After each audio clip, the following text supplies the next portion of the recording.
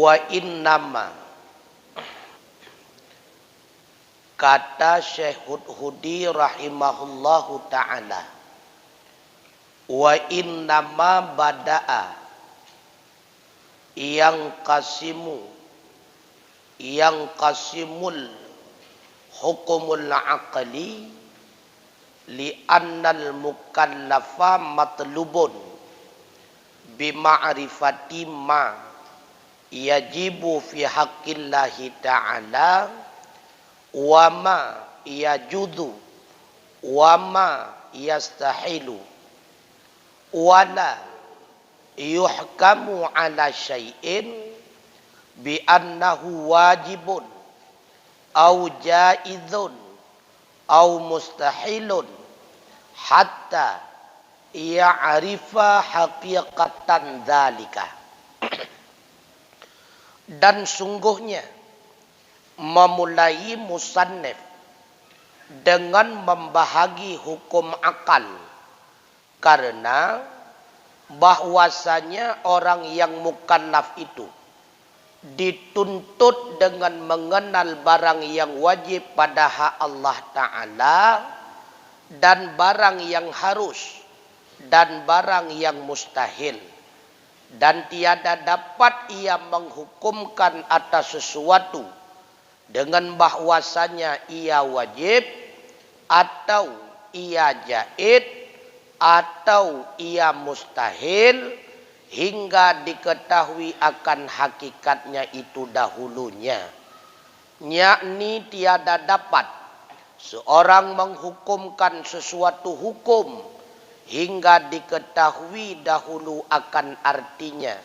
Umpamanya seperti kita hukumkan wajib tiap-tiap jirim mengambil kadar zatnya daripada lapang, maka sudah diketahui arti wajib itu dahulu daripada hukumnya.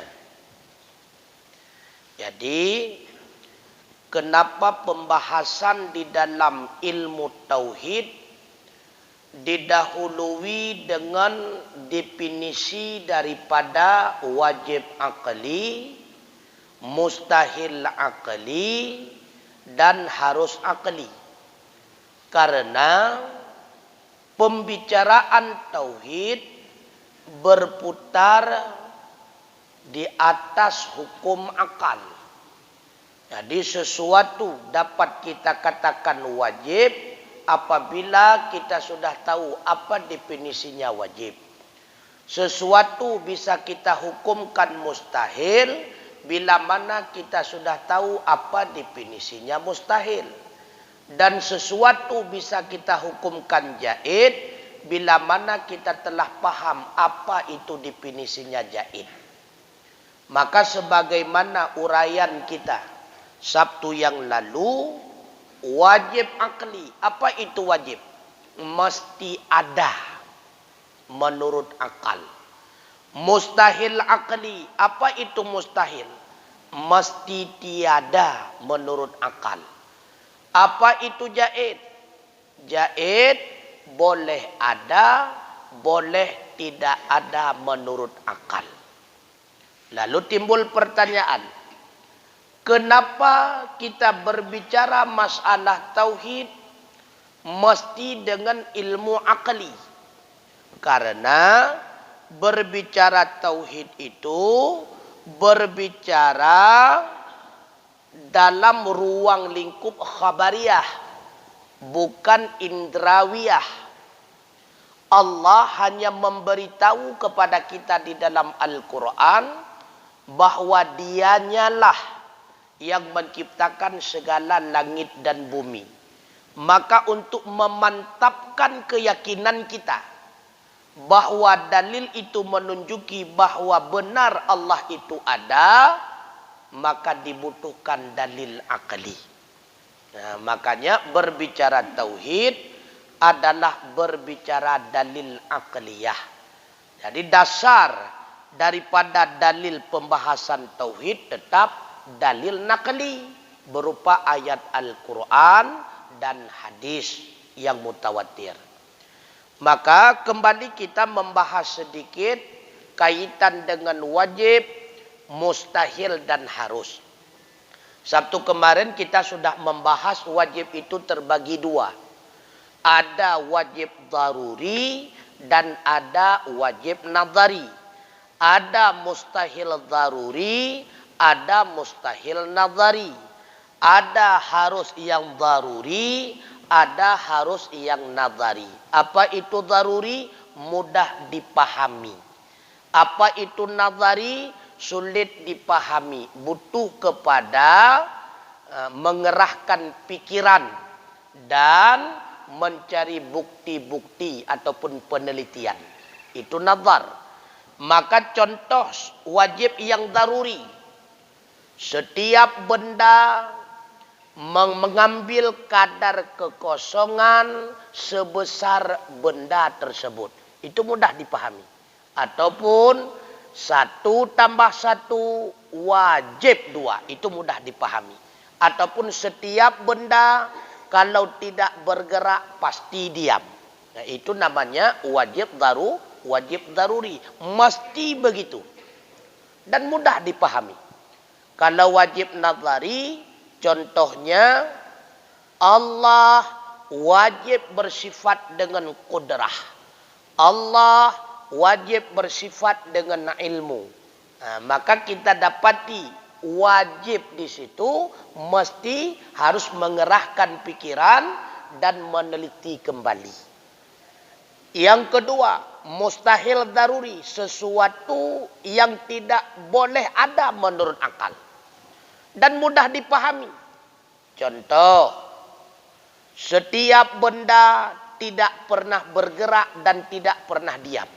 Itu pasti tidak diterima oleh akal. 1 tambah 1, 20. Itu pasti tidak diterima oleh akal. Mudah dipahami. Kalau mustahil nadhari, sesuatu yang tidak diterima oleh akal, tetapi dibutuhkan penelitian, berfikir. Contoh, Allah mustahil bertempat. Allah mustahil beranak. Allah mustahil lemah. Allah mustahil bodoh. Kemudian harus. Harus juga ada harus yang daruri, ada pula harus yang nadhari. Contoh harus yang daruri. Makna harus boleh ada, boleh tidak ada menurut akal. Setiap benda boleh dia suatu ketika bergerak dan ketika yang lain dia diam. Itu mudah dipahami. Yang nadhari, boleh bagi Allah menempatkan orang taat dalam neraka, orang maksiat di dalam surga. Nah, itu dibutuhkan kepada pikiran ataupun penelitian kembali. Kemudian, wajib dan mustahil juga terbagi di dalam ilmu kalam kepada 3. Yang pertama, wajib zati mutlak. Yang kedua, diistilahkan dengan wajib zati muqayyad. Yang ketiga, diistilahkan dengan wajib aridhi. Apa itu wajib zati mutlak? Wajib zati mutlak mesti ada menurut akal, bukan karena yang lain. Wajib ada, dia secara mutlak tidak terikat dengan apapun. Seperti wajib ada sifat kudrah, iradah, ilmu, hayya, sama, basar, kalam bagi Allah. Itu dinamakan dengan wajib zati mutlak. Mesti ada menurut akal tanpa keterkaitan dengan yang lain. Yang kedua, wajib zati muqayyad. Mesti ada menurut akal selagi ada yang lain. Artinya keterkaitan dengan yang lain. Contoh, wajib Rasul bersifat dengan siddiq, amanah, tabligh, fatanah, selagi Rasul itu masih ada. Ketika Rasul itu sudah tiada, maka sifat itu pun tiada. Itu dinamakan dengan wajib zati muqayyad. Mesti ada menurut akal selagi yang lain itu dibarengi dengan ada. Ada siddiq, tabligh, amanah, fatanah selagi zat Rasul masih ada. Yang ketiga, wajib aridhi. Apa itu wajib aridhi? Mesti ada karena melihat sisi yang lain. Menurut akal mesti ada. Tetapi dilihat sisi lainnya. Contoh. Wajib ada kita sekarang. Kita sekarang wajib ada. Kenapa kita sekarang wajib ada? Karena dilihat menurut ilmu Allah kita mesti ada. Dan menurut ketetapan iradahnya Allah kita ada. Karena dilihat daripada penetapan iradahnya Allah kita ada. Maka mesti ada. Karena setiap yang telah diprogramkan oleh Allah kepada ada, wajib ada. Setiap yang ditetapkan oleh Allah tiada, wajib tiada. Maka apapun yang dikehendak oleh Allah dengan iradahnya kepada ada, mesti ada. Apapun yang dikehendak oleh Allah dengan iradahnya tiada, mesti tiada. Dan apapun yang dikehendak oleh Allah dengan iradahnya sesuai dengan ilmu. Menurut ilmu Allah itu boleh ada. Maka ditetapkan oleh Allah dengan iradahnya kepada ada. Menurut ilmu Allah itu tidak boleh ada. Makanya ditetapkan oleh Allah dengan iradahnya kepada tiada. Jadi makhluk itu harus boleh ada, boleh tiada sebelum terikat dengan ketetapan iradahnya Allah.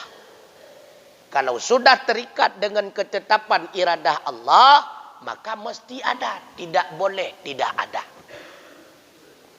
Kalau seandainya Allah telah menetapkan ada dengan iradahnya, dalam kejadian tiada, berarti Allah telah menjadikan sesuatu dengan kudrahnya sebalik daripada ketetapan iradahnya. Sama dengan Allah lupa. Tidak tahu apa yang telah ditetapkan. Ataupun sama dengan Allah itu bodoh. Tidak tahu lagi apa yang telah ditetapkan. Bodoh dan lupa bagi Allah itu mustahil. Kenapa mustahil? Karena itu suatu kekurangan. Nah, begitu pula mustahil. Ada mustahil zati mutlak. Ada mustahil zati muqayyad. Ada mustahil aridhi. Apa itu mustahil zati mutlak? Mesti tidak ada. Bukan keterkaitan dengan yang lain. Mutlak mesti tidak ada. Contoh, tidak adanya sifat lemah bagi Allah, bertempat bagi Allah, anak bagi Allah, buta bagi Allah, tuli bagi Allah. Itu mesti tidak ada. Bukan karena yang lain.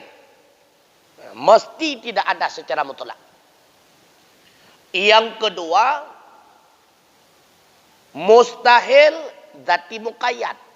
Mesti tidak ada, tetapi keterkaitan dengan yang lain. Selama yang lain itu tiada.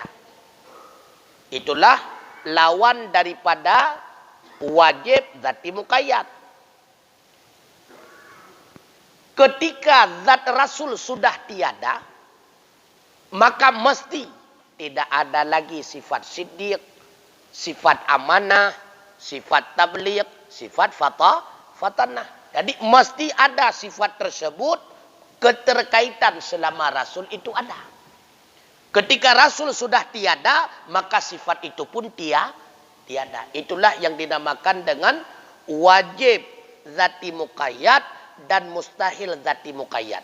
Ketika kita katakan sifat siddiq, amanah, tabligh, fatanah wajib bagi Rasul selama beliau ada, itu dinamakan dengan wajib zati muqayyad. Dan mesti tidak ada sifat siddiq, amanah, tabligh, fatanah ketika Rasul tiada, itu dinamakan dengan mustahil zati muqayyad. Kemudian yang ketiga, mustahil aridhi. Jadi mesti tidak boleh ada.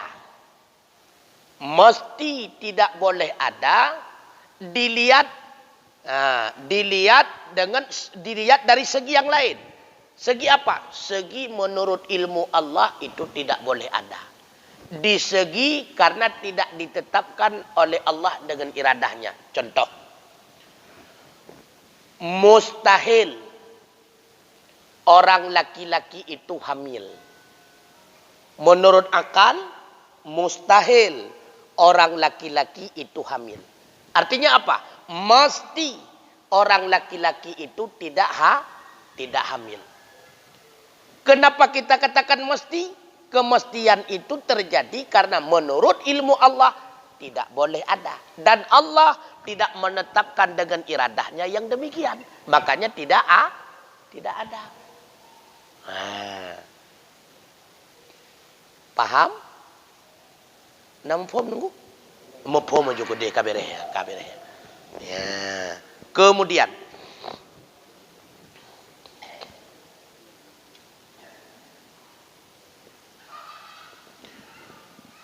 kata Syekh Sanusi rahimahullahu ta'ala, wa yajibu ala kulli mukallafin syar'an ayya'arifa ma yajibu fi haqqi maulana jalla wa azza wa ma yastahilu wa ma yajudu wa kadza. Yajibu alaihi ayya'arifa misla dzalika fi haqqir rusuli alaihimus salatu wassalamu. Dan wajib atas tiap-tiap mukallaf pada syara' bahwa mengetahui barang yang wajib pada hak Maulana Jalla wa Azza, dan barang yang mustahil, dan barang yang harus, dan demikian lagi wajib atasnya bahwa mengetahui seumpama demikian itu pada hak segala pesuruh alaihimus salatu wassalam. Maka arti mukallaf itu yaitu orang yang akil balik, yaitu mereka yang diberatkan atasnya daripada segala yang wajib dan yang haram dan yang sunnah dan yang makruh. Maka menurut Syekh Sanusi, yang mewajibkan kita untuk mengenal Allah dan Rasul, baik mengenal sifat yang wajib padanya, sifat yang mustahil dan harus, adalah hukum syara'. Apa itu hukum syara'? Ketetapan Allah yang terikat dengan orang-orang yang mukallaf. Siapa itu orang mukallaf? Orang yang berakal lagi telah balik. Maka apabila kita mengenal Allah, mendapatkan pahala. Apabila kita tidak mengenal Allah, maka berdosa. Karena arti wajib, yusabu ala fi'lih wa yu'aqabu ala tarkih. Diberikan pahala ketika kita mengenal Allah, diberikan dosa ketika kita tidak mengenal Allah. Itu wajib secara syar'i. Lalu terjadi perbedaan pendapat ulama. Di antaranya, maka keluar dengan kata syara' mazhab Mu'tazilah. Maka adalah padanya bahwasannya mengenal Allah itu wajib dengan akal. Dan dimuwafaqatkan akan perkataan ini mazhab Maturidiyah. Pemahaman kelompok Mu'tazilah sama dengan pemahaman mazhab Maturidiyah. pemahaman Imam Maturidi. Menurut Mu'tazilah dan Imam Maturidi, yang mewajibkan kita mengenal Allah bukan hukum syarak, akan tetapi akal. Artinya, mesti menurut akal kita mengenal Allah. Artinya, apabila seseorang tidak mengenal siapa Allah, tidak mengetahui sifat-sifat yang wajib, mustahil dan harus, sama dengan dia dikategorikan bukan orang berakal. Lalu, kata Abu Hanifah, di dalam satu riwayat kata beliau, Imam Maturidi, beliau spesialis tauhid. Sedangkan bagian fikihnya, beliau mengikuti Imam Abi Hanifah. Maka kata Abi Hanifah, laulam yab'atsillahu rasulan lawajaba 'alal khalqi ma'rifatuhu biqaulihim lakin la yu'adzabuna bitarkiha liqaulihi ta'ala wa ma kana mu'adzibina hatta nab'atsu rasulan. Jikalau tiada bangkit akan pesuruh, niscaya wajib atas segala makhluk mengetahui akan Allah dengan segala akal mereka itu. Makanya sama pemahaman Imam Maturidi dengan Abu Hanifah. Menurut Abu Hanifah, seandainya Allah tidak mengutus Rasul, kita semua tetap dibebani untuk mengenal Allah, karena Allah memberikan akal kepada kita. Akan tetapi kata beliau, tiada disiksanya dengan meninggalkan dia. Seandainya kita tidak mau mengerahkan pikiran untuk mengenal siapa Allah, kita pun tidak berdosa. Kenapa tidak berdosa? Karena tidak diturunkan Rasul untuk mengarahkan kita dalam mengenal Allah, karena belum ada ketetapan hukum. Ada dosa, ada pahala ketika ada aturan. Tanpa aturan, maka tidak bisa dikategorikan perbuatan seseorang itu berdosa dan perbuatan seseorang itu mendapatkan pahala. Karena berdosa ketika melanggar. Yang dilanggar pasti aturan. Dapat pahala ketika menuruti. Yang dituruti pasti aturan. Sebagai dalil menurut beliau itulah firman Allah Ta'ala, wa makana mu'adzibina hatta naba'atsu rasulah. Tiada kami siksa segala manusia hingga kami bangkitkan pesuruh. Berarti Allah tidak akan menyiksa manusia kecuali telah datang Rasul kepadanya. Hukum benar aja tunggu. Makanya ketika ingin diterapkan suatu aturan baru, kena sosialisasi lah. Pegah hukum bak masyarakat. Termasuk hukum berlalu lintas. Naik sosialisasi hukum lalu lintas. Meyahana berarti je langgar na bubu. Sosialisasi. Jadi menyatakan bak bineh jalan. Na gambar kadang-kadang bak puo kekenyan. Bak bineh jalan bak tem yang kena. Bak rambu-rambu yang. Belok mana berarti belok wi. Ipalang berarti hanjut lewat. Alnya lom bak jalan. Ya, karena bak belokan nunggu, bak belokan kon garis putih panjang menahan putus-putus. Yang apa makna nunggu? Tidak boleh mendahulu sang ilung hana yakin lu mandu mupom yang sang. Anyan uku rupanya lia belokan kamu kokoh berarti boleh mendahului ya nekalan. Jadi sosialisasi le. Mehana sosialisasi hanya pegat tilang menilangnya. Sosialisasi le masyarakat. Pakai helm buat tujuan. Oh, punya hendak pakai helm bertuh hulai tu. Nyo hendak pakai helm kuno pakai pu kun belangong butau lebih pahala meja nah. Nyampai sosialisasi balik ya.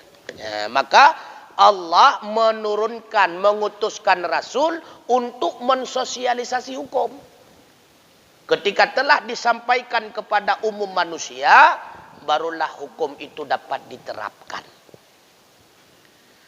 Maka berdasarkan Asy'ariyah dan kata Imam Asy'ari, tiada wajib ma'rifah melainkan dengan syarak. Menurut Imam Asy'ari, yang mewajibkan kita mengenal Allah bukan akal, akan tetapi hukum syarak, khitabullah, dengan dalil wa ma kana mu'adzibina hatta nab'atsu rasula. Dalil yang sama tetapi lain pemahaman. Menurut Imam Asy'ari, seandainya Allah tidak mengutus rasul, maka tidak diazab, tidak diberlakukan hukum.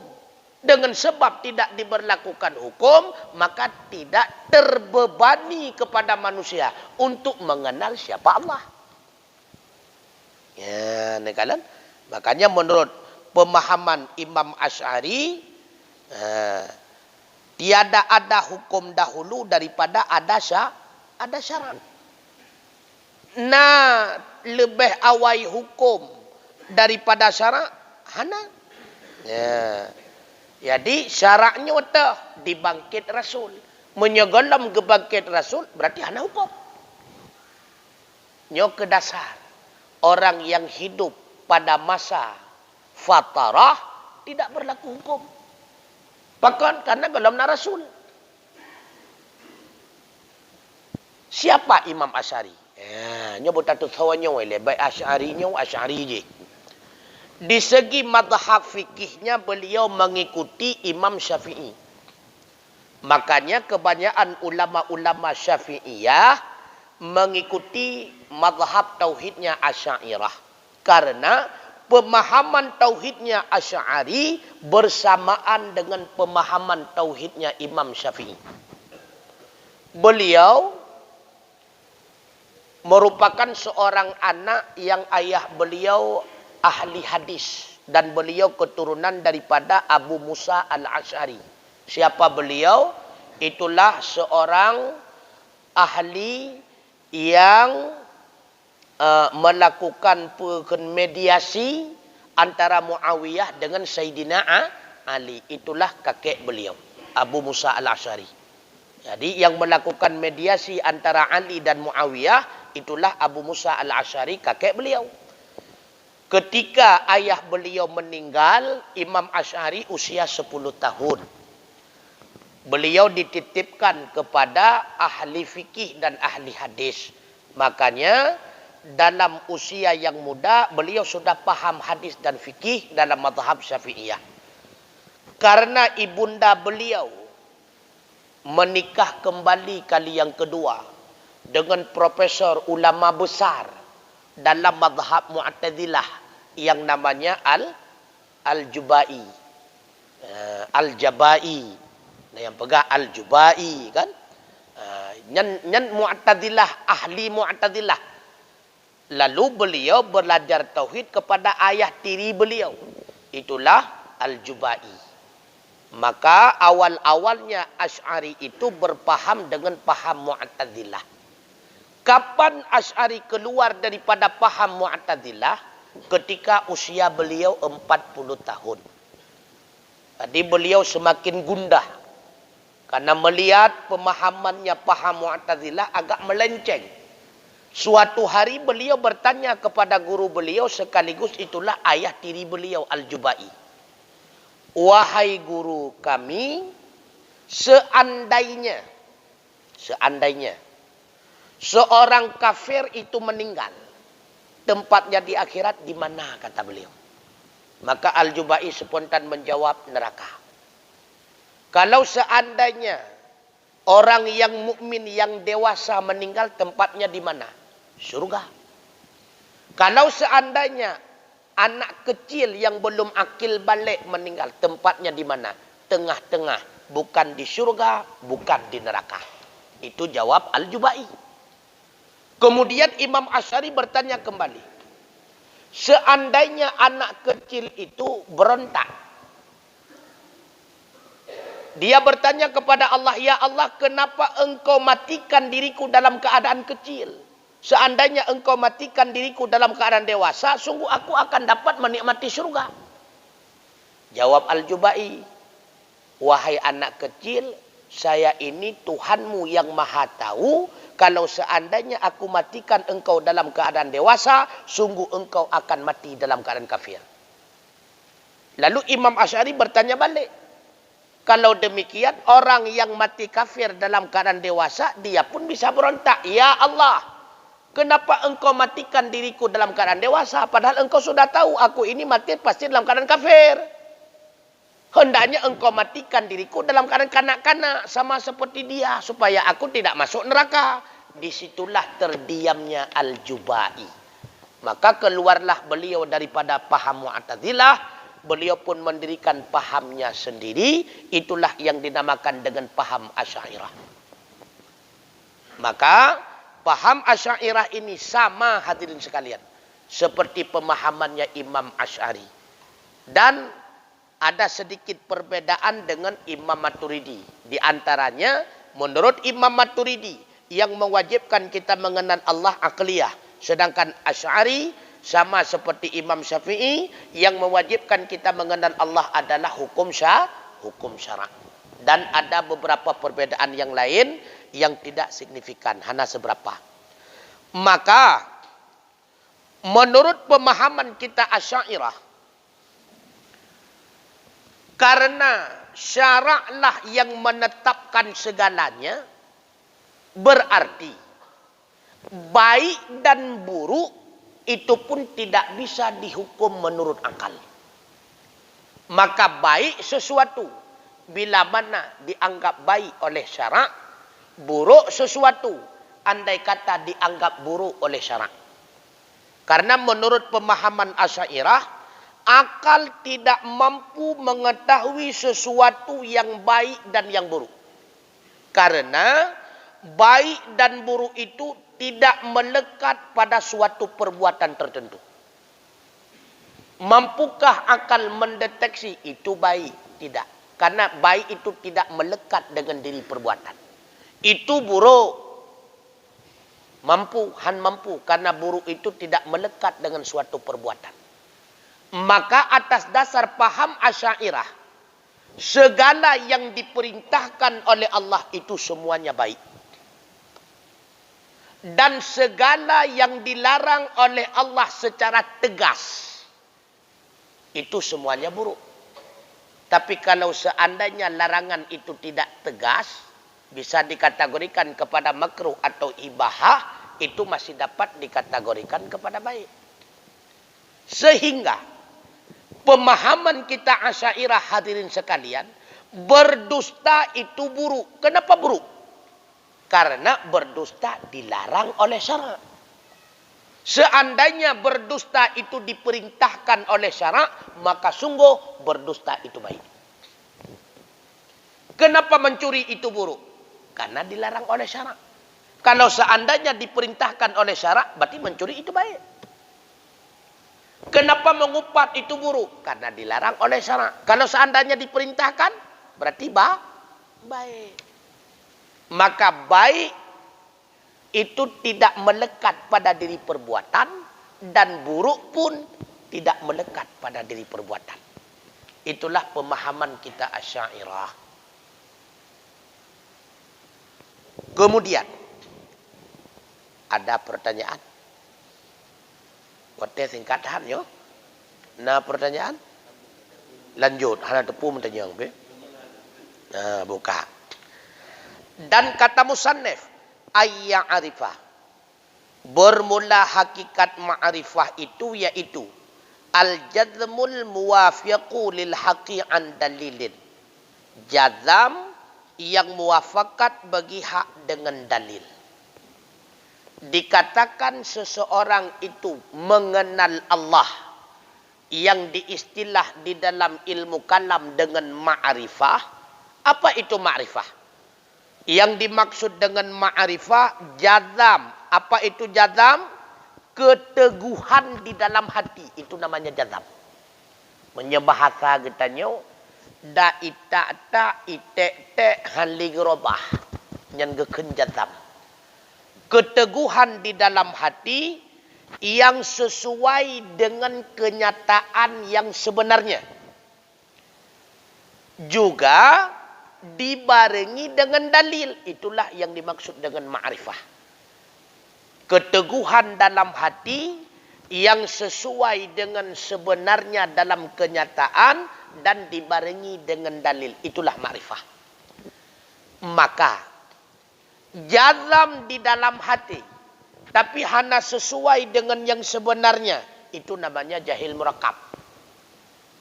Yakin, cukup yakin lah mati. Tetapi yang diyakini itu salah, maka itu dinamakan jahil murakab. Contoh, seperti keyakinan yang teguh di dalam hati kaum Nasara, orang Kristen. Apa keyakinan mereka? Tuhan itu menyatu dari 3 menjadi 1. Tuhan Allah, Tuhan Anak, dan Firman menyamur awaknya kan? Artinya meno. Tiban menurut pemahaman menyonyonyom yang kementan. Nyempat na pakar. Ada masalah. Pertama Firman. Maksud Firman Yesus. Firman bersama-sama Allah. Kemudian Firman itulah Allah. Berarti Firman, Yesus, Yesus bersama-sama dengan Allah, kemudian Yesus itulah Allah. Ini agak memang becut memang. 3 in 1. Memang reneng becut. Pun mepisah. Yang lagi lu pegah malamnya. Kududawa kamu sapat. Bawa teh kamu sapat. Kekebunan gak nyan. Pun lon. Kemudian musapat dengan tukuromi. Kemudian longnya tukuromi. Ya, maka agak reneng dia becut. Jadi 3 dijadikan 1. Maka keyakinan itu jahil murakab. Kenapa dikatakan jahil murakab? Dia tidak paham bahwa yang diyakini itu salah. Draw salah hana itu pun tak pegah salah pi bengeh. Yang gekun jahil murakab. Meyakini sesuatu yang tidak sesuai dengan yang sebenarnya. Begitu pula keyakinan kaum Majusi. Mereka mengatakan Tuhan itu 2 yang berlain-lainan. Tuhan yang pertama mereka menyebut dengan Yad dan Wan Nur. Siapa Yad dan Wan Nur? Itulah Allah. Maka Yad dan Wan Nur itu disebut dengan Allah. Makanya mereka itu senantiasa menyembah api. Karena menyecahayanya yang pembawa kebajikan. Tuhan yang kedua, Aharun minat zulmah, yaitu setan. Jadi, yang kaum Majusi cukup benci kepada keadaan gelap. Karena gelap itu ditamsilkan dengan setan. Pembawa kehancuran. Maka Tuhan ada 2. Tuhan baik, Tuhan buruk. Ya, kapah nam. Yang jahil murakab. Yakin. Cukup yakin. Bukti mereka yakin. Hai mereka juga ada dalam istilah menyelam Kristen Katoliknya pun istilah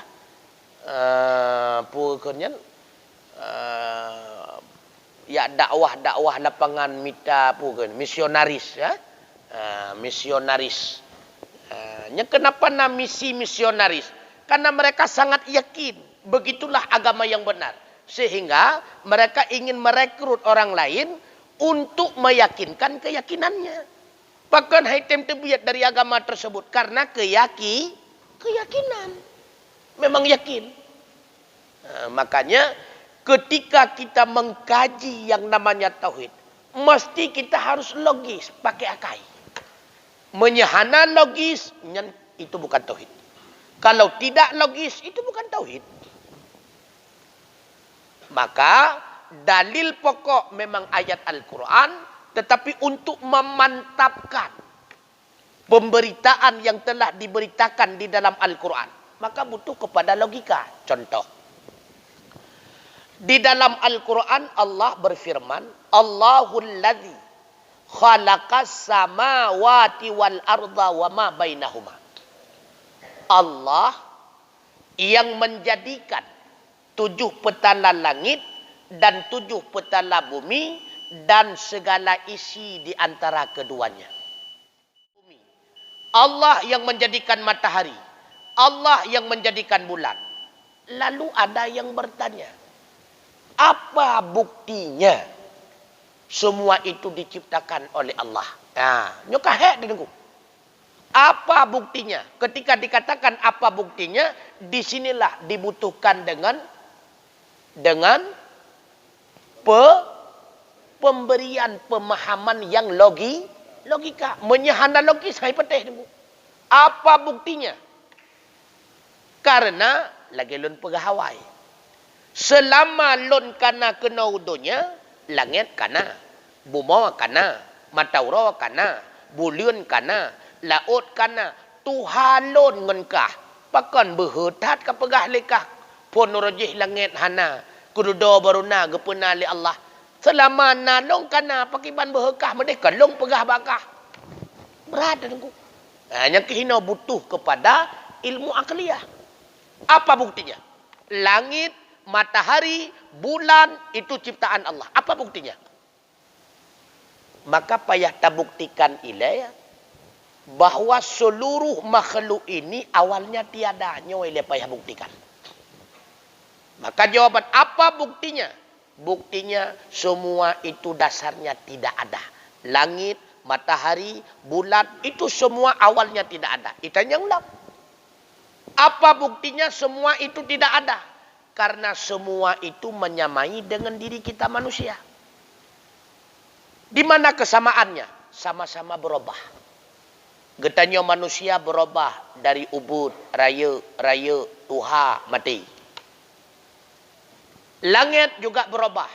Kadang-kadang mendung, kadang-kadang tidak. Bumi juga berubah. Kadang-kadang panas, kadang-kadang dingin. Matahari juga berubah. Masuk matahari, keluar bulan. Masuk bulan, keluar matahari. Kadang-kadang nampak kecil, kadang-kadang besar dan sebagainya. Maka setiap yang berubah itu hadis. Pasti diawali oleh tiada kemudian menjadi ada. Sama seperti kita manusia. Kita manusia berubah-ubah. Kecil, kemudian meranjak dewasa, kemudian tua, kemudian meninggal. Maka kita ini wujud perubahan. Karena kita wujud perubahan, maka kita menampakkan dulunya ada, kemudian A. Dulunya tiada, kemudian A. Begitu pula seluruh falak-falak yang lainnya. Nyoh ada poin yang dalam teruk. Nah. Kau mampu tak buktikan? Kau mampu tak buktikan. Berarti kullu insanen mutaghayyirun. Setiap manusia berubah-ubah. Wa kullu mutaghayyirin hadisun. Setiap yang berubah-ubah itu adalah baharu. Wa kullu hadisin muhdisun.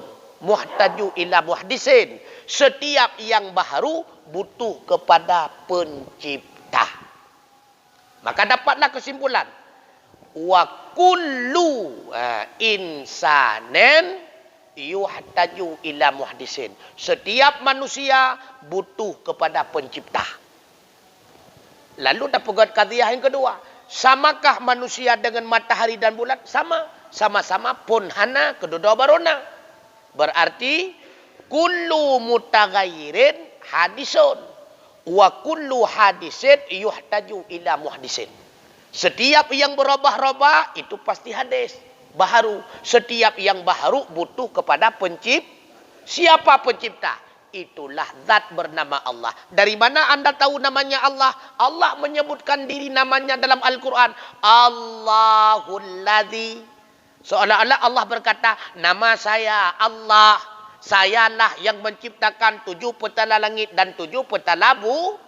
Disitulah butuh kepada logika.